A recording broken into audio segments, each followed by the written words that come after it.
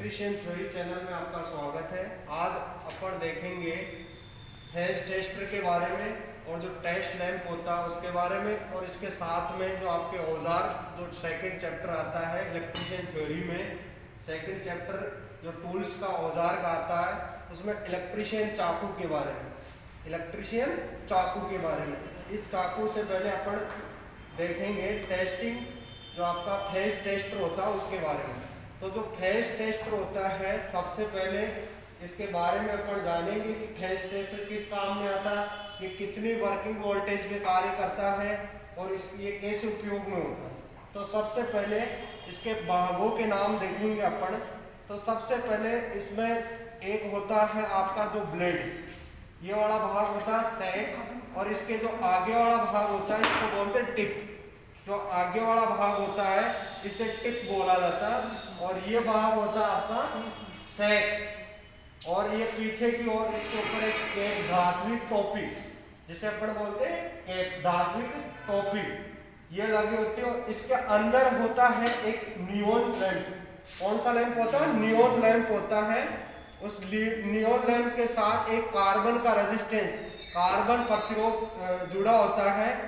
इसके द्वारा अपन फेज की उपस्थिति, जो फेज टेस्टर होता है, फेज टेस्टर का उपयोग फेज की उपस्थिति या फेज की पहचान करने के लिए किया जाता है। और इसके साथ साथ जो अपने भारतवर्ष में जो कोड है, फेज क्रम का जो कोड है वो RYB है। कौन सा कोड है? RYB कोड है, ठीक है ना।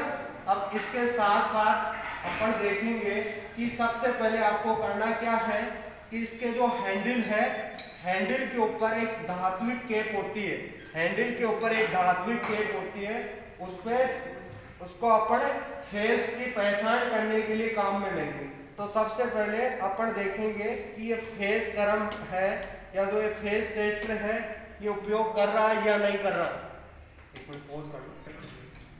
देखो इसमें ये आपका जो नियॉन साइन लैंप है, जो नियॉन लैंप है वो जल रहा है, दिखाई दे रहा है ना सबको?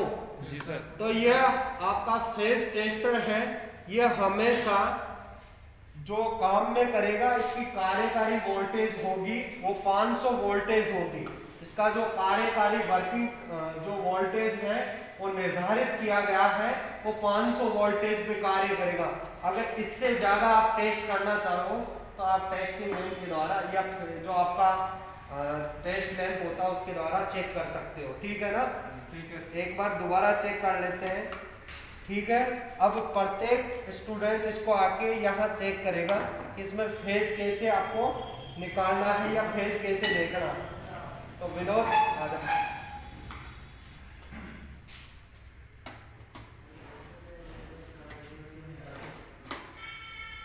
चल रहा है ना? जल रहा है। ठीक है बेटा।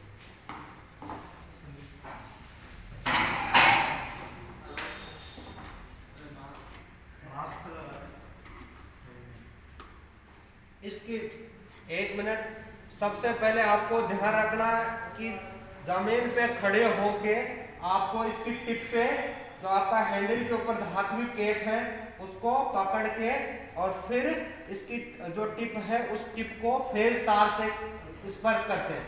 अभी अपन ने थ्योरेटिकल पढ़ा था, उसमें पढ़ा था कि जमीन के ऊपर खड़े होके इसकी जो धात्विक केप है उस केप को स्पर्श करते हुए जो आपका तार है या जो भी प्लग बोर्ड है उस प्लग बोर्ड पे फेज तार से स्पर्श करते हैं।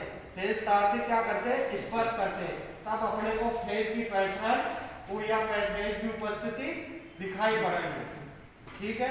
आगे नेक्स्ट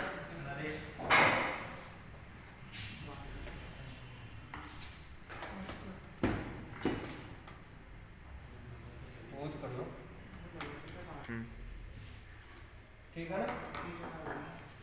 आगे नेक्स्ट, हमेशा आपको ध्यान रखना है कि इसका उपयोग करते समय इसकी जो धात्विक केप है उस केप के ऊपर अपना स्पर्श होना चाहिए, हाथ का स्पर्श होना चाहिए, और फिर उसके बाद में फेज तार के अपन स्पर्श करना है, ठीक है ना।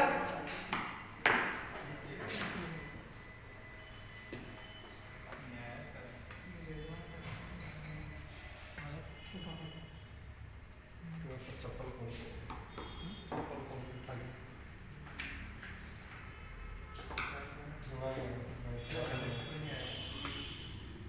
अब देखो इसका जो अपनी बॉडी है उसका रेजिस्टेंस है, उस रेजिस्टेंस की वजह से आपका जो नियॉन साइन लैंप है वो ज्यादा ग्लो कर रहा है, दिखाई दे रहा है ना, ज्यादा ग्लो कर रहा है। जब अपन इंसुलेटेड शूज वगैरह पहनते हैं, चप्पल वगैरह पहनते हैं, तो उसमें ये कम जलता है।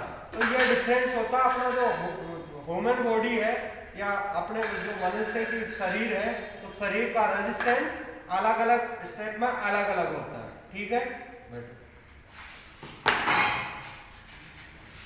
नेक्स्ट